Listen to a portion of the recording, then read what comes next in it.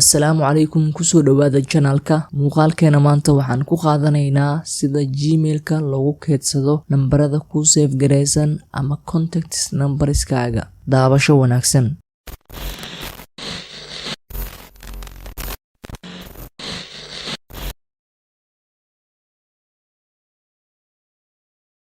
magacaygu waa Maxamed Maxamuud. Channelkani waa Caaqil Taj. Kanaalkani waxaan kusoo gudbinaa muuqaalo ku saabsan tiknoolajiyada sida isticmaalida apps-ka iyo sawir editing-ka. Fadlan haddaad nagu cusub tahay nagu soo biir oo channelka subscribe saar, gambaleelkana furo si aysan kuu dhaafin muuqaaladeena xiga. Mahadsanid.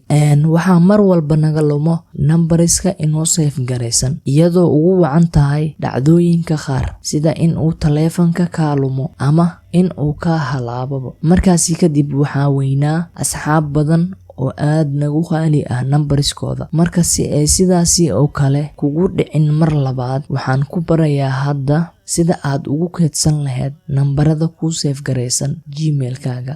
Ugu horreyn waxaad tagtaa marka contacts numberskaaga. waxaad taabataa saddexda calaamad ee qaybta sare. Kadib waxaad sii taabataa manage contacts. waxaad sii taabataa import or export contacts. kadib export ayaad sii taabanaysaa. waxaad doorataa marka internal storage. kadib export taabo. allow sii taabo marka.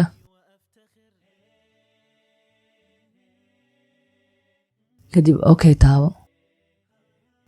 markaad intaas sameysid kadib waxaad xaqiijisaa faylka aad soo export gareysatay ama aad soo baxsatay in uu kugu jiro internal storage-kaaga. marka waxaad tagaysaa fayleska mobilkaaga. kadib waxaad taabataa internal storage. hoos u sii deg.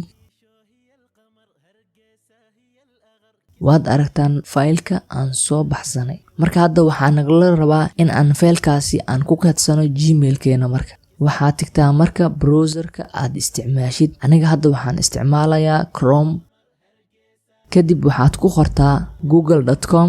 marka waa inaad xaqiijisaa in uu login kugu yahay Gmail-kaaga akoonkiisa. hadduusan kugu ahayn markaad kusoo xiro.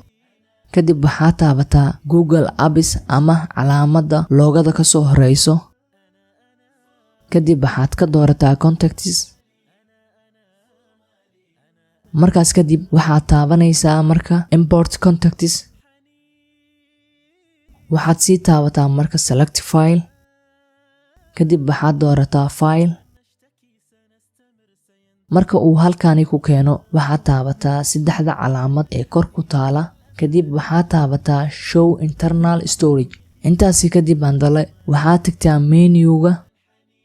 waxaad kaloo sii taabataa internal storage-ka ama meesha mobilka ay ku sawiran tahay. kadib waxaad raadisaa marka faylka aa hadda soo export gareynay. kadib soo dooro import ayaad sii taabanaysaa. marka sidaasi ayaad ku keedsatay marka numberskaaga ku save gareysnaayeen. waxay kugu jiraan meel aysan kaa lumeynin xitaa hadduu device-kaaga halaabo.